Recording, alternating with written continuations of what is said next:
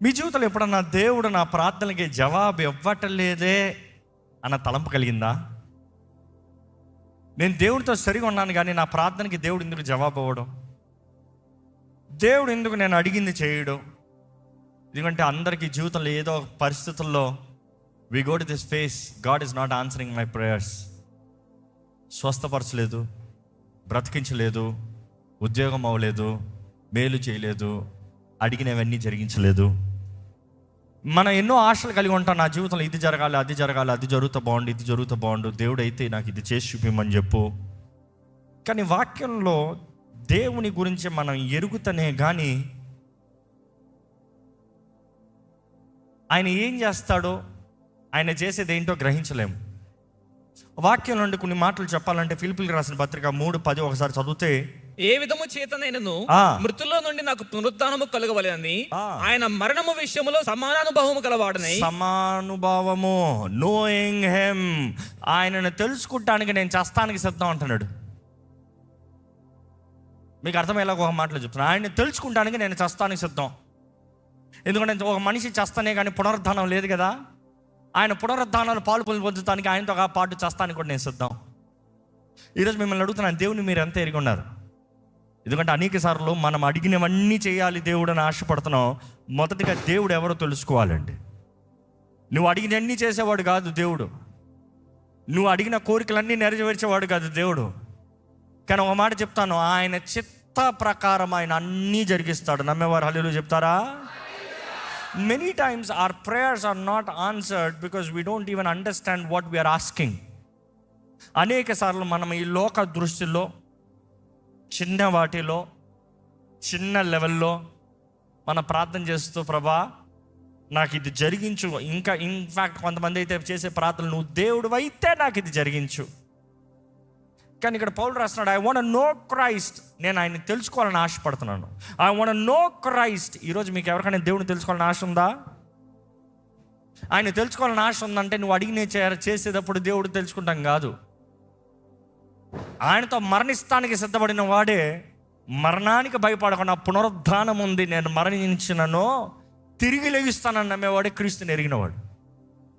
ఇక్కడ పౌలు అంటున్నాడు, I want have that kind of an experience. యోహాను సువార్త 17:3 చదివితే, అద్వితీయ సత్యదేవుడైన నిన్నును, అద్వితీయ సత్యదేవుడైన నిన్నును నీవు పంపిన యేసుక్రీస్తుని ఎరుగుటయే నిత్య జీవము. ఏంటంట? నీవు పంపిన యేసుక్రీస్తుని ఎరుగుటయే, నోయింగ్ హిమ్, ఆయన ఎరుగుటయే ఏంటి? నిత్య జీవము. తండ్రి వాగ్దానం చేశాడండి. ఎక్కడ? యోహాను 3:16. నాకు అందరూ బాగా తెలుసు కదా. దేవుడు లోకాన్ని ఎంతో ప్రేమించాడు. ఎంత అంట? ఎంతో. ఆ ఎంతో ఎంత లిమిట్ లేదు దానికి, ఫుల్ స్టాప్ పెట్టలేదు దానికి. ఎంతో ఎన్ని రోజులు చెప్పినా చాలదా ఎంతో. ఆయన ఎంతో ప్రేమించాడు. ఆయన ఎంత ప్రేమించాడంటే తన అద్వితీయ కుమారుని, the heaven's best, what he had the best, he gave his best, మన కొరకు బలిగా ఇచ్చాడని మొదటి యోహానులో రాయబడుతుంది. ఇక్కడ యోహాను సువార్తలో రాయబడుతుంది, ఎంతో ప్రేమించాడు, తన అద్వితీయ కుమారుని బహుమానంగా ఇచ్చాడని. కానీ యోహాను మొదటి పత్రికలో చూసినప్పుడు, మొదటి యోహానులో చూసినప్పుడు ఆయన బలిగా ఇచ్చాడన్న మాట తెలియజేయబడుతుంది.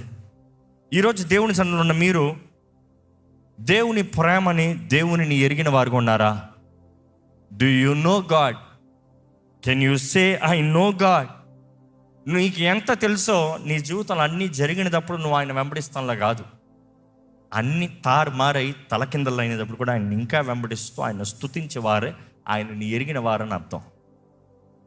ఈరోజు ఎలాగైపోయారంటే, దేవుడు నా ప్రార్థనలకు జవాబు అని చెప్పు. కొంతమంది అయితే దేవునికి ప్రార్థన చేసే ప్రయోజనం ఏముంది, దేవునికి మొరపెట్టే ప్రయోజనం ఏముంది? దేవుడు ఎక్కడ జవాబోడే? దేవుడు చాలా బిజీగా ఉన్నాడు అనుకుంటాను, నాకు ప్రార్థన ఆలకించడే? వీరి జీవితాలు ఒకసారి పరీక్షిస్తే చూడొచ్చు, అవిధేయత కనబడుతూ ఉంటుంది. దేవునికి ఇష్టం లేని కార్యాలు, దేవుని వాక్యానికి విరోధమైన పనులు, అటువంటివి చేస్తూ బ్రతుకుతూ దేవుడు జవాబు అవ్వాలని ఆశపడతారు చాలామంది.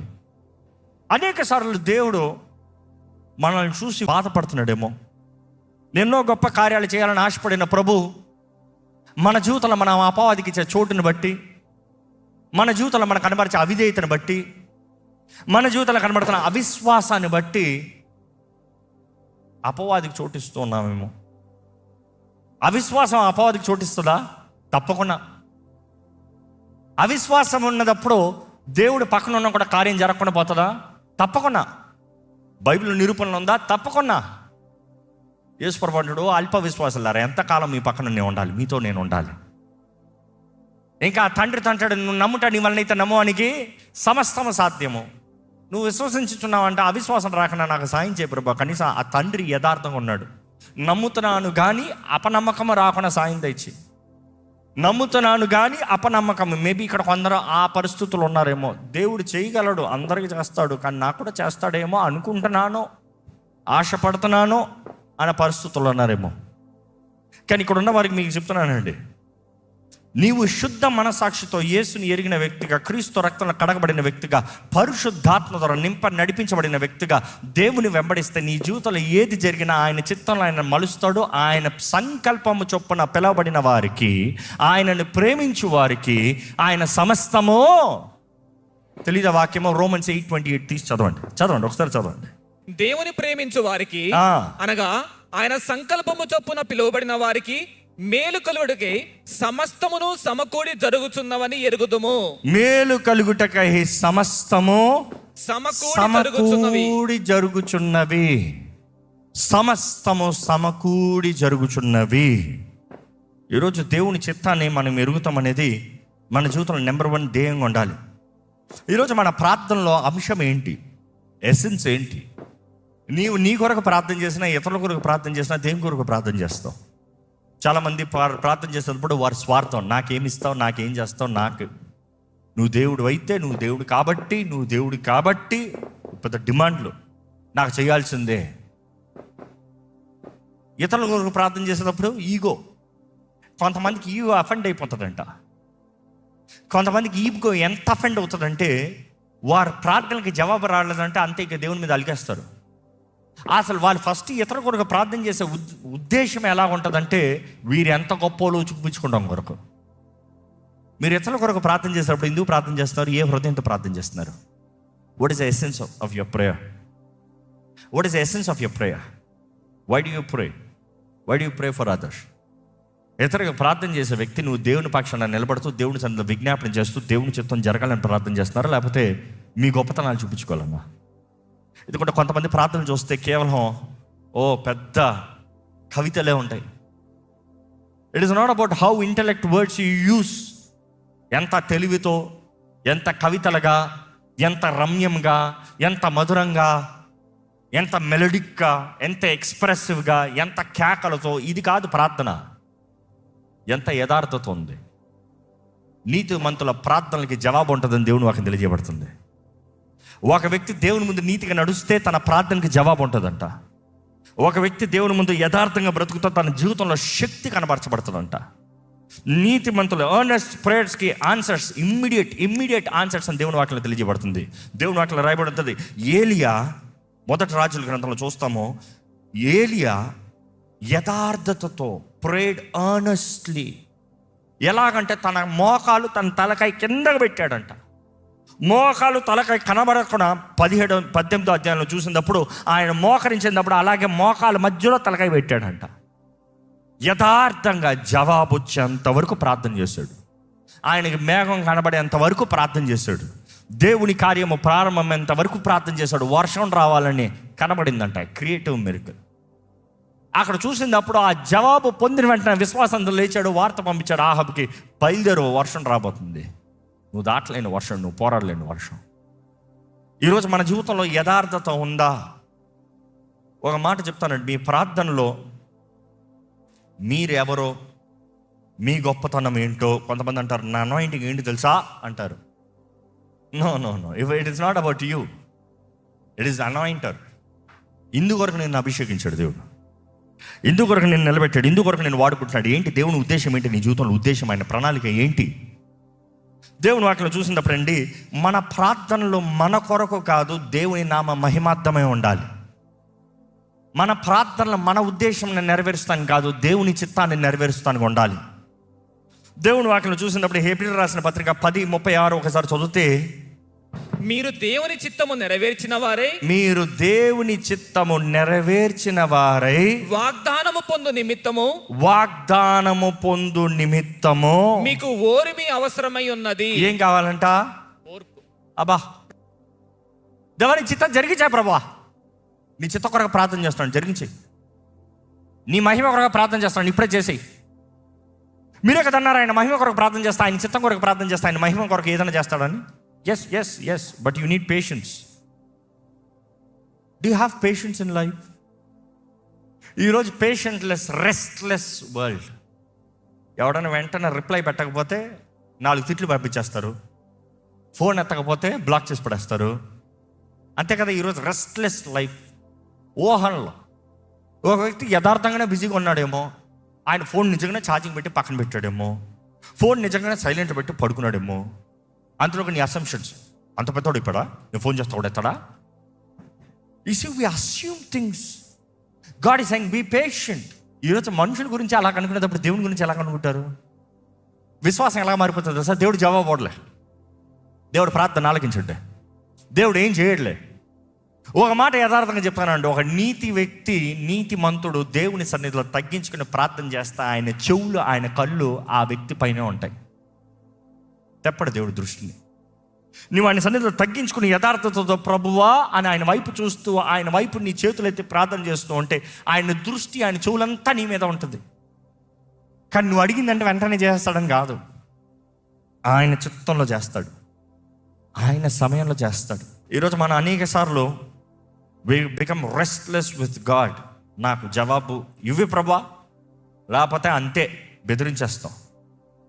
దేవుని వాక్యం తెలియజేయబడుతుంది తెస్సలోనికి రాసిన మొదటి పత్రిక 5:18. ప్రతి విషయమునందును కృతజ్ఞతాస్తులు చెల్లించుడి. ప్రతి విషయమునందును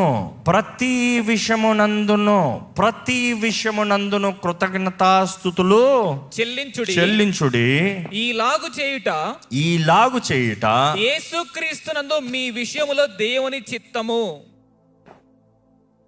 నీ మంచి స్థితుల్లో, నీకు పాస్ అయినప్పుడు, నీకు మంచి రిజల్ట్ వచ్చినప్పుడు, నీకు సక్సెస్ వచ్చినప్పుడు, నీకు ప్రమోషన్ వచ్చినప్పుడు, నీకు పెళ్ళి కుదిరినప్పుడు, నీకు గర్భఫలము కలిగినప్పుడు, అలాంటి సమయంలో దేవుని స్తుతించండి. నష్టం కలిగినప్పుడు, మరణం ఎదురైనప్పుడు, అవమానం కలిగినప్పుడు, అనుకోని విపత్తు కలిగినప్పుడు దేవుని స్తుతించకండి, ఏడవండి అని రాయబడి ఉందా? ఏంటంట? Rejoice always. నువ్వు ఎల్లప్పుడూ ఏం చేస్తూ ఉండాలి? ఆనందించాలి. రిజాయిస్, ఆనందించు, ప్రార్థించు, స్తుతిని అర్పించు. ఏంటి ఆ 3 చెప్పండి? ఆనందించు, ప్రార్థించు, స్తుతిని అర్పించు. నువ్వు ఆనందించాలి. అన్నీ బాగున్నప్పుడు కాదు. పౌలు శీలలు చూడండి, చెరసాల్లో బంధించబడినప్పుడు, కొరడ దెబ్బలతో ఈపంతా చీల్చబడినప్పుడు, ఆ గాయములతో బంధకాల్లో, ఆ చెరసాల్లో కూర్చొని ఏం చేస్తున్నారు వాళ్ళు? They were rejoicing. Can you rejoice when things go bad? నువ్వు తప్పు చేసి నీకు అవమానము, నింద వచ్చినప్పుడు అప్పుడు ఆనందించమంటే నేను చేసేది తప్పు అంటావేమో. నువ్వు సరిగానే బ్రతికి, నీతిగానే బ్రతికి, నువ్వు అన్ని దేవుడి ముందు సరిగానే చేసి, yet there is persecution, yet there is a loss, yet there is a failure, can you still rejoice? That is matured believer. ఈరోజు చాలా మందికి ఆత్మీయ మెచ్యూరిటీ లేదు. ఏదేమైనా స్తుతిస్తానన్న మాటలో చాలా స్ట్రాంగ్ స్టేట్మెంట్ ఇది. ఆయన స్తుతిస్తామని నీ మనసు బాగున్నప్పుడు కూడా కొంతమందికి దేవుడి మీద ఆయాసం, మనుషుల మీద పక్కన పెట్టు. దేవుడి మీదే ఆయాసం. దేవుడు అయితే ఇక్కడ ఉంటుంది పేకల మీద. నాకు ఇది చేయడే, అది చేయడే, ఇదొవడే, అదొవడే. చూసి మెనీ టైమ్స్ ఇన్ లైఫ్ మనం అనుకుంది జరిగినప్పుడు, మనకు కొంచెం అవమానం కలిగినప్పుడు, కొంచెం పోరాటం వచ్చినప్పుడు, we get so much aggressive on God. దేవుడు ఏదో మనకి కీడు ప్లాన్ చేసినట్టు, దేవుడు ఏదో మనకు నష్టం, ఇదిగో ఈ వ్యక్తికి పలానా నష్టం కలగాలి, ఈ శాపం కలగాలి. బైబిల్లో రాయబడి ఉంటుంది. ఎక్కడ ఒకసారి ఆ మాట చూద్దాం, ఇర్మియా గ్రంథంలో ఉంటుంది కదా, I have plans to prosper you, not to harm you. జెర్మయా 29:11. నేను మిమ్మల్ని గూర్చి ఉద్దేశించిన నేను మీ సంగతులను గురించి ఉద్దేశించిన సంగతులు నేను ఎరుగుదును. రాబో కాలమందు మీకు నిరీక్షణ కలుగునట్లుగా అవి సమాధానకరమైన ఉద్దేశములే గాని అది సమాధానకరమైన ఉద్దేశములే గాని హానికరమైనవి కాదు. దేవుడు ఎవరి గురించి హానికరమైన ఉద్దేశాలు కలిగి ఉండే దేవుడు కాదు. సమాధానకరమైన కార్యాలు, కరమైన పరిస్థితులు, జీవితము. ఈరోజు దేవుని వాక్యం తెలియజేస్తుందండి, దేవుడు మన జీవితంలో మేలు చేయాలని ఆశపడుతున్నాడు. నీకు కీడు కలిగినప్పుడు దేవుడు కీడు చేశాడని దేవుడి మీద ఎగరొద్దు. అనేకసార్లు మనం పరీక్షించుకోవాలి, మనలో ఉన్న అవిధేయతనా. ఎందరికో వారి జీవితంలో ప్రార్థనలకి జవాబు రాకపోతానికి కారణాలు ఏంటి అని బైబిల్లో వెతికినప్పుడు చూసి, ఒక వ్యక్తి జీవితం సరిగా లేకపోతే దేవుడు తన జీవితంలో ప్రార్థనలకి జవాబు అవ్వడు. ఇన్ఫ్యాక్ట్ యేసుప్రభు చెప్తూ వస్తాడు, నువ్వు బలి అర్పించాలన్నప్పుడు ఎవరికన్నా నీ సహోదరుడికి నీతో సరిగా లేకపోతే, మనసు సరిలేకపోతే ఏం చేయాలంట? నీ బలిని బలిపీఠం దగ్గర విడిచిపెట్టి పో, నీ సహోదరి దగ్గర పో, సమాధాన పడిన తర్వాత వచ్చే బలి అర్పించు. బలి అర్పించద్దని చెప్పట్లేదు, నీ దారిలో నువ్వు వెళ్ళిపో అని చెప్పట్లేదు. Correct your self. You want come before me, correct your life. నువ్వు నా ముందుకు వచ్చే ముందు నీ జీవితాన్ని సరి చేసుకొని, నీ ప్రార్థనలకి జవాబు వచ్చేలాగా నీ జీవితాన్ని సరి చేసుకుని నా దగ్గరకు రా. నీ జీవితంలో ఉన్న తప్పుల్ని, పొరపాటును నువ్వు సరిదిద్దుకుని నా దగ్గర వస్తే, సమాధానంతో వస్తే, నేను నిన్ను సమాధానంతో నింపుతాను. ఈ మాట ఎప్పుడు చెప్తూ ఉంటానండి. Until you have piece with God, you cannot have piece of God. దేవుడితో నువ్వు సమాధాన పడతానే కానీ దేవుడు అనుగ్రహించే సమాధానం నీకు కలగదు. ఈరోజు చాలామంది దేవుడు అనుగ్రహించే సమాధానం కావాలని దేవుని దగ్గరికి వస్తారు, కానీ దేవునితో సమాధానంలో లేరు. They have not lived right, nor lived justful, acted righteous, lived the righteous way. Carnal, sinful, పాప సంబంధమైన కార్యాలతో, లోక సంబంధమైన క్రియలతో, చీకటి జీవితాన్ని బ్రతుకుతూ, దేవా నాకు జవాబు ఇవ్వవే బెదిరించేవారు ఉన్నారు. దేవునితో సమాధానంలో ఉండాలంటే మొదటగా నీ హృదయాన్ని పరీక్షించుకోవాలి. ఎవరితో అన్నా ఏదన్నా పరిస్థితులు బాగాలేదంటే ప్రార్థనలు సరిదిద్దుకోవాలి. ఒకసారి ఆ మాట చూద్దామా? మార్కు సువార్త 11:24-25 వచనాలు చదువుదామండి. అందుచేత ప్రార్థన చేయనప్పుడు మీరు అడుగుచున్న వాటి నెలను పొంది ఉన్నామని నమ్ముడి, అప్పుడు అవి మీకు కలుగునని మీతో చెప్పుచున్నాను.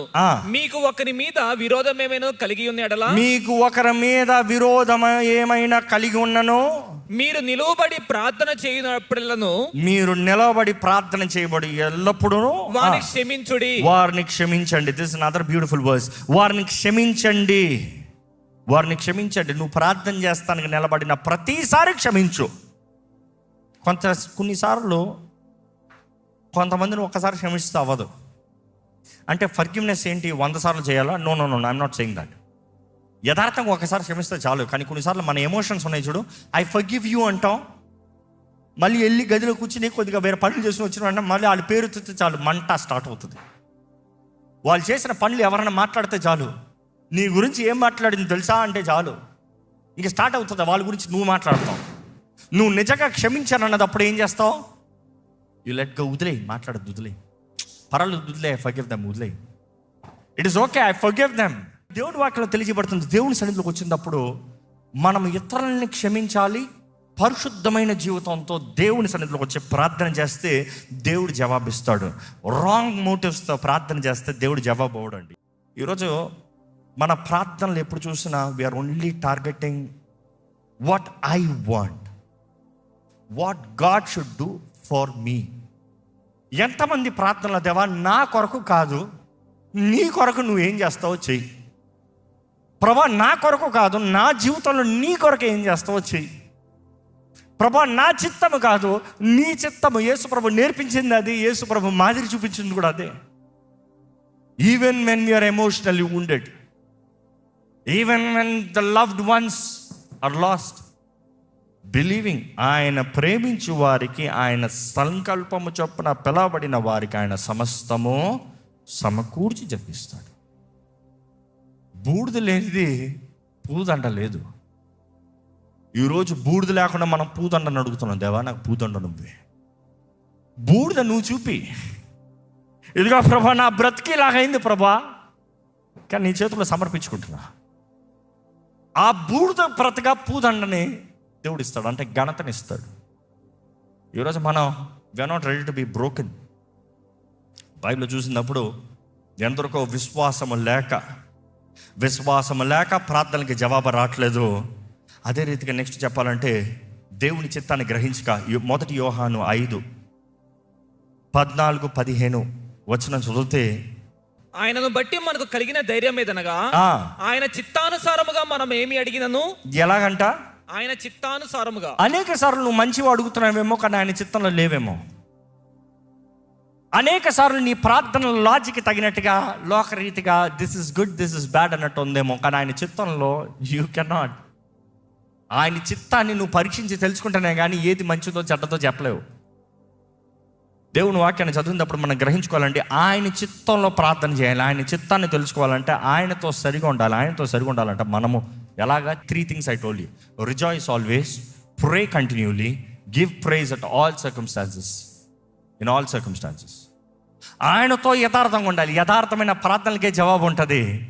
శుద్ధ హృదయం, మంచి మనసాక్షితో దేవుని సేవించే వారు ఉండాలి. దయచేసి స్థలంలోంచి, దేవా ఏది ఏం జరిగినా నిన్ను స్తుతిస్తానయ్యా, ఏది ఏం జరిగినా కూడా నిన్ను మహిమపరుస్తాను ప్రభా, ఏది ఏమైనా కూడా నిన్ను సేవిస్తాను ప్రభా, నిన్నే వెంబడిస్తున్నాను, నేను విడిచిపెట్టనయ్యా, నా విశ్వాసాన్ని అధికపరచయ్యా.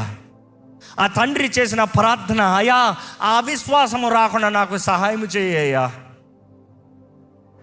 మన ప్రార్థనలు దేవునికి అంగీకరించబడుతున్నాయా? మన జీవితంలో హృదయ శుద్ధి ఉందా? మన జీవితంలో యథార్థత ఉందా? మన జీవితంలో నమ్మకత్వం ఉందా? మన జీవితంలో దేవుని వెంబడించే జీవితం ఉందా?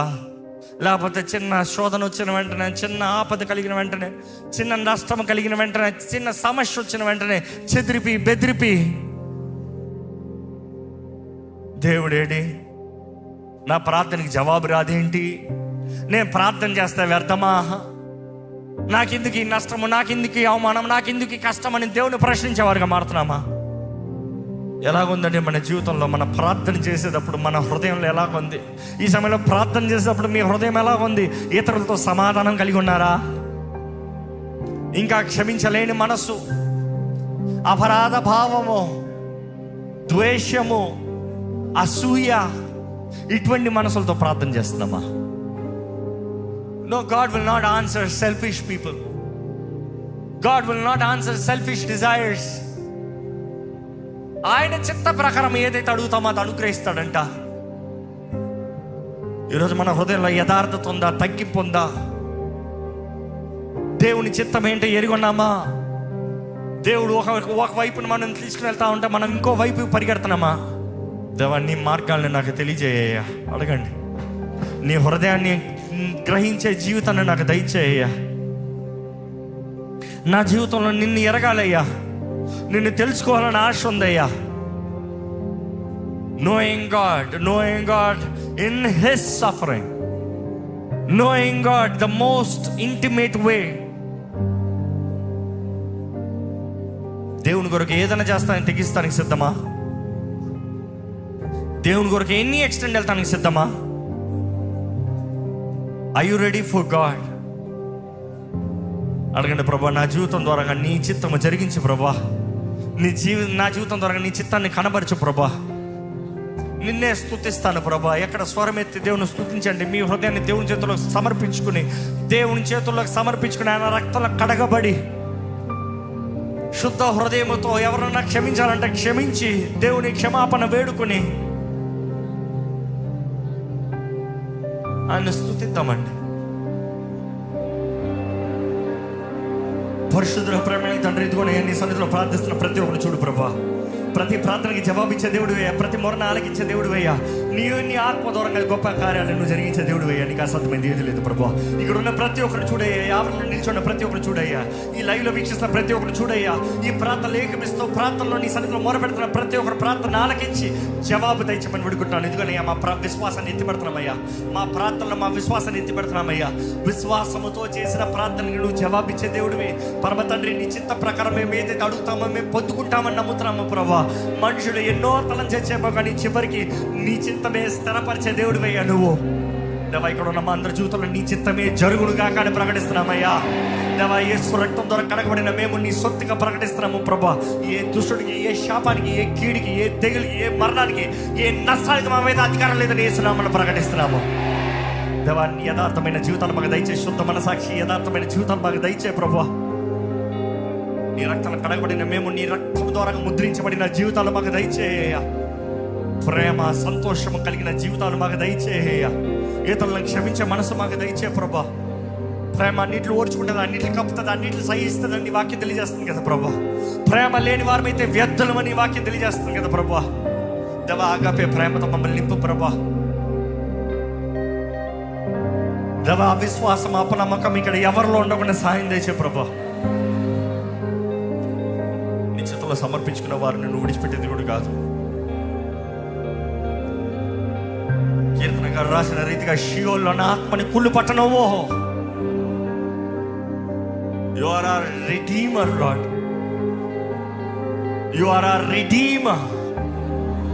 నీ కొరకు వేచి ఉన్న ప్రతి ఒక్కరిని ఆదుకునే దేవుడు అయ్యా. ప్రతి ఒక్కరిని బలపరిచే దేవుడు అయ్యా. ప్రతి ఒక్కరి జీవితంలో జయం నీ ఇవ్వగలిగిన సమర్థుడు అయ్యా నువ్వు. దేవా ఇదిగోనయ్యా ఇక్కడ ఉన్న ప్రతి ఒక్కరిని చూడు. మాకు కావాల్సిన రోషము దయచే, ప్రార్థన శక్తిని దయచే. నీ అభిషేకం ఉందా మమ్మల్ని రెన్యూ చేయమని వేడుకుంటున్నామయ్యా. దేవా ఇదిగోనే మా జీవితంలో మమ్మల్ని నమ్మకంగా చేయి, మమ్మల్ని నమ్మకంగా చేయి. నువ్వు నమ్మకస్తులు కూడా ఎదురు చూస్తున్నాయి. నీకు లెక్కప్ప చెప్పగలిగిన జీవితములు మాకు దయచేయ. మాకు ఇవ్వబడిన సమయములు, అవకాశములు, తరుణములు, కుటుంబము, వ్యక్తులు, తలాంతులు దేవా అన్నిటి ద్వారా నీ నామాన్ని మహిమపరచాలి, నీవు హెచ్చించబడాలి. నేను నా కాదయ్యా యేసు నామమే హెచ్చించబడాలి. దేవా అటువంటి జీవితాలు ఇక్కడ ఉన్న మా అందరి జీవితాలు మార్చయ్యా. ఎదుగునయ్యా ఈ లైవ్లో వీక్షిస్తున్నవారు ఈ ప్రాంతంలో ఏ స్థితిగతుల్లో, ఏ పోరాటాలు, ఏ సమస్యల్లో, ఏ ఒంటరితనంలో ఉండి ఈ లైవ్లో వీక్షిస్తున్న ఈ ఆత్మ ద్వారా ప్రేరేపించబడి ఈ ప్రాంతంలో ఏకీపిస్తున్నారు జవాబు దయచే. ఈ ఆలయంలోకి అడుగుపెట్టిన ప్రతి ఆత్మను చూడు. ఏ ఒక్క ఆత్మ ఇక్కడ నుండి వ్యర్థంగా పోకూడదు ప్రభా. విశ్వాసముతో వెళ్ళాలయ్యా. ఆవగింజలాగా ప్రారంభించే మమ్మల్ని ఆ విత్తనము నాటాలి. నీ ఆత్మే నాటాలి ప్రభా. నీవే ఫలింపజేయాలి. నీవే వేరులు తన్నేలాగా మాకు న్యూట్రిషన్ దయచేయాలి. నీ ఆత్మ సన్నిధేనయ్యా మాకు మాయిస్ట్. నీ ఆత్మ సన్నిధేనయ్యా మాకు moist. Your presence is where we grow Lord. నీ సన్నిధి మా తోడుంచు ప్రభా. నీ సన్నిధితో మమ్మల్ని బలపరచు ప్రభా. ఈరోజు నీ సన్నిధిలో చేయబడిన ప్రతి ప్రార్థనకి జవాబు ఇచ్చి తిరిగి వచ్చిన ప్రతి ఒక్కరి కోసం క్షేమాన్ని ఇచ్చి ప్రతి కీడు నుండి, ప్రతి తెగులు నుండి, ప్రతి అపవాది దాడు నుండి మమ్మల్ని తప్పించమని పెట్టుకుంటూ నజరేయుడైన యేసు నామములో అడిగి వేడుచున్నాము తండ్రి, ఆమేన్. దైవం నీవయ్యా.